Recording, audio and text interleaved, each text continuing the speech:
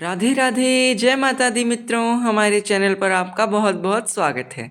आज हम आप सभी के साथ धनतेरस पूजा विधि शेयर करने जा रहे हैं। ये एकदम सरल और संपूर्ण विधि है। इस विधि से आप धनतेरस पर पूजा कर सकते हैं। धनतेरस के दिन मुख्यतः कुबेर जी, लक्ष्मी जी और धन्वंतरी जी और गणेश जी का पूजन किया जाता है।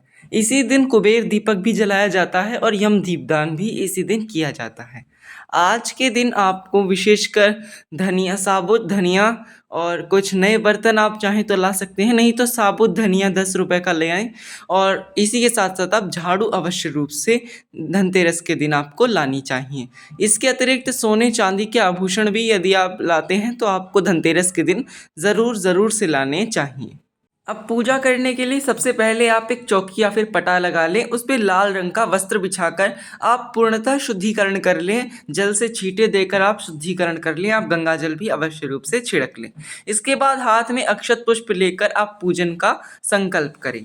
पूजन विशेषकर संध्या के समय किया जाता है। जब सूर्यास्त हो जाता है उस समय इस पूजन को किया जाता है। अब हम सबसे पहले गणेश जी को विराजमान करेंगे, तो थोड़े से अक्षत का आसन देकर हम गणेश जी को सर्वप्रथम आसन देकर विराजमान कर लेंगे। गणेश जी को विराजमान करने के बाद हम कुबेर जी को विराजमान करेंगे। तो इसी प्रकार अक्षतों का या फिर पुष्पों का आसन देकर आप कुबेर जी को विराजमान कर लें। आप कुबेर यंत्र को भी विराजमान कर सकते हैं और हमारी यहाँ फोटो में ही कुबेर यंत्र दिया गया है, तो ये दोनों एक ही साथ हैं।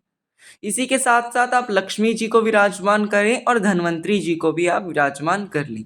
धन्वंतरी जी आयुर्वेद के देवता होते हैं। धन्वंतरी जी का पूजन करने से हमारे घर से कभी भी दवाइयों के ऊपर पैसा खर्च नहीं होता, इसीलिए धन्वंतरी जी का पूजन किया जाता है।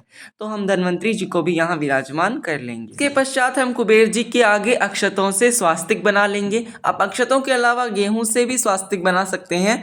तो इस प्रकार हमने चावलों से यहाँ पर स्वास्तिक बना लिया है। इसके मध्य में हम कुबेर दीपक को विराजमान करेंगे। आप एक बड़े दीपक का ही यहाँ प्रयोग करें। हो सके तो आप मिट्टी का दीपक लाएं, एक नया दीपक ले आए बड़े साइज का और आप उसका प्रयोग करें। यहाँ घी का दीपक जलाया जाएगा, तो आप उसमें दीपक आप इस हिसाब से रखें कि वो ब्रह्म मुहूर्त तक जलना चाहिए।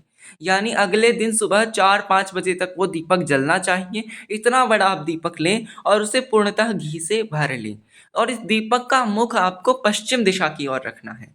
यानी जो दीपक की बत्ती जलेगी ना, वो पश्चिम दिशा की ओर होनी चाहिए और इस दीपक को लंबी बाती का ही लगाया जाता है। अब कुबेर दीपक प्रज्वलित करने के बाद आप सर्वप्रथम गणेश जी का पूजन करें। गणेश जी को स्नान के लिए जल के छींटे दें, वस्त्र रूपी कलावा अर्पित करें।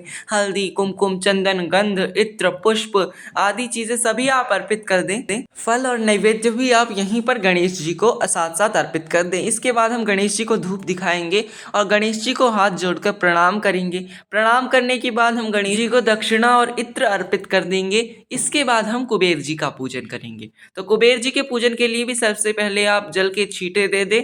जल के छींटे देने के बाद आप वस्त्र रूपी कलावा अर्पित कर दें। आप कुबेर जी को तिलक करें, कुबेर जी के नेवले को तिलक करें। कुबेर जी की जो नवनिधियाँ रखी हैं, खजाने रखे हैं और जो धन धान्य रखा है, आप इसको तिलक करें। कुबेर जी के हाथों और चरणों को तिलक करें और जो यंत्र दिया गया है कुबेर यंत्र, आप उसको भी तिलक करके इसका भी पूजन करें। आप अक्षत अर्पित करें, ऋतुफल अर्पित करें, नैवेद्य, पुष्प, इत्र, ये सभी चीज़ें आप एक एक करके, जो भी सामग्री आप लाए हो वो एक एक करके आप कुबेर जी को अर्पित कर दें। सभी सामग्री कुबेर जी को अर्पित करने के बाद आप कुबेर जी को भी धूप दीपक दिखा दें।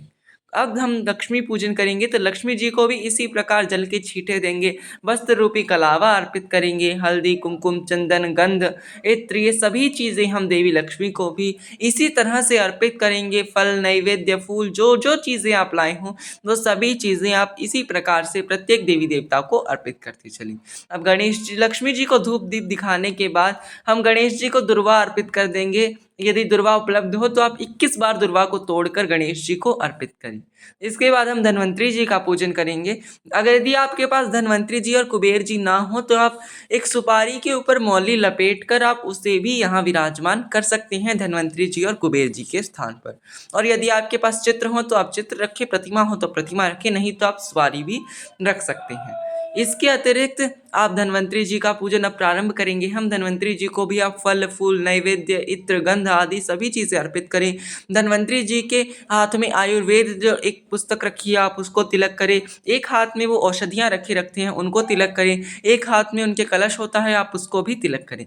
साथ ही आज के दिन गंगा जल का भी पूजन किया जाता है, तो हमने एक कटोरी में गंगा जल को भर के रख लिया है और गंगा जल को भी हम अक्षत पुष्प हल्दी कुमकुम चंदन नैवेद्य ये सभी चीज़ें हम गंगा जल को भी अर्पित कर देंगे और साथ साथ गंगा जल को इत्र अर्पित कर देंगे। इसी प्रकार गंगा जल का पूजन किया जाएगा। यदि आपके पास कोई बड़ा पात्र आप सदैव रखते हो तो आप उस पूरी शीशी को रख सकते हैं, नहीं तो इस प्रकार छोटी कटोरी में भी आप गंगा जल भर के रख सकते हैं। अब हम धन्वंतरी जी को आयुर्वेद से संबंधित चीज़ें अर्पित करेंगे। जैसे हमने यहाँ पपीते का पत्ता अर्पित किया है, इसी के साथ साथ हमने अमरूद के पत्ते अर्पित किए हैं, कड़ी पत्ता अर्पित किया है, नीम के पत्ते अर्पित किए हैं, तुलसी के पत्ते अर्पित किए हैं, लौंग इलायची अर्पित की है। जो जो आयुर्वेद की चीज़ें होती हैं वो धन्वंतरी जी को विशेष रूप से चढ़ाई जाती हैं। अगर आपको कुछ भी ना मिले तो आप नीम के पत्ते और इसके तुलसी के पत्ते आप अवश्य रूप से धन्वंतरी जी को अर्पित कर दें।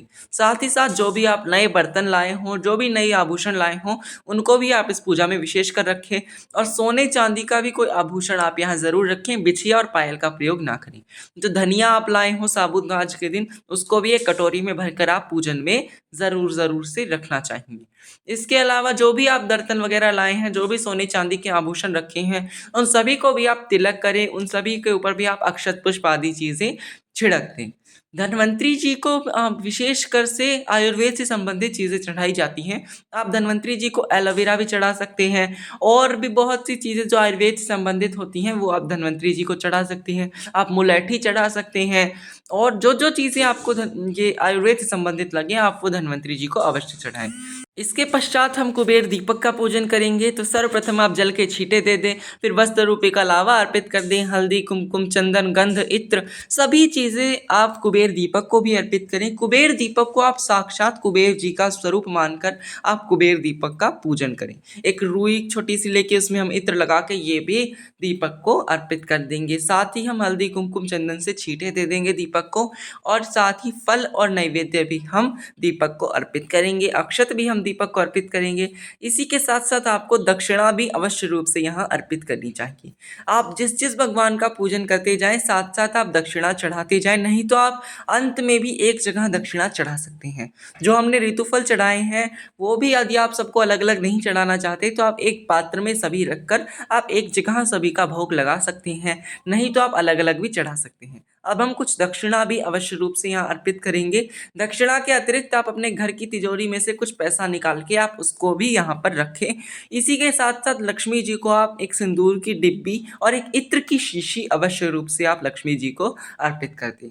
आप अपने धनराशि जो आपके घर में हो उसमें से निकाल कर यहाँ ज़रूर रखें, उसका पूजन भी करें। आप अपने पर्स का पूजन भी करें। जो जो सामग्री आप लाए हों वो सभी आप यहाँ पूजन में रखें।